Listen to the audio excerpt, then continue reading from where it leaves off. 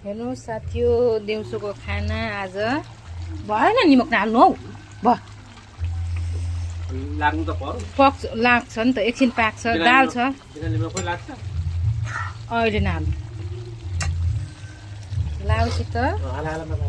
यी माछा घरमा पाहुना छ नि त आज, र त्यसैले ठुल्ठुला माछा लिन भनेर गइरहेको थिएँ, तर ठुल्ठुला भेटिनँ। झोल हाला। यसैले एक एकवटा पिठा हाला अरू फ्राई खान्छ। तलको लामो के आउनु त झोल अलिकति हाल्नु पर्छ।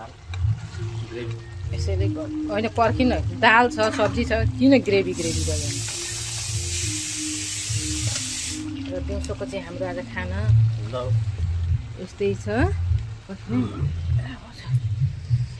र घरमा पाहुना छन्, पाहुना भन्दा नि पाहुना त होइनन्, घरकै मान्छे हुन्, देवर। र यता खाना बनिँदैछ।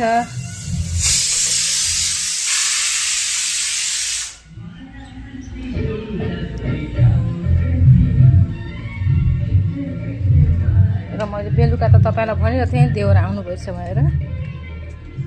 खोइ तर देउरानी देउरानी पनि सुहा भिडियो गरिस। देउरानी, सानी देउरानी, अनि यहाँ साना देवर र साना देवर, साना देउरानी। माइली देउरानीसँग त एकखेप भेटाइरहेको थिएँ मैले, देखाइरहेको थिएँ तपाईँहरूलाई अस्ति नै आउँदाखेरि। हिजो आउनुभएछ, राम्रो लाग्यो, नानी पनि लिएर आउनुभएछ। नानीको त फोटो म हालिराखेकी छु। र यसै र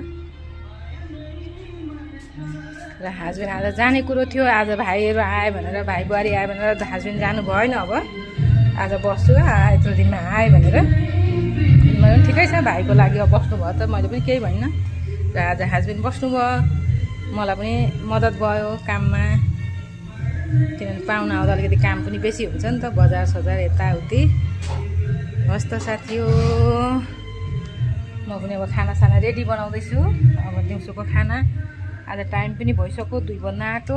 हस् त बाई बाई। खाना बनिँदैछ, अब खानासाना खाएर एकछिन मार्केटतिर जानुपर्ने छ। By by.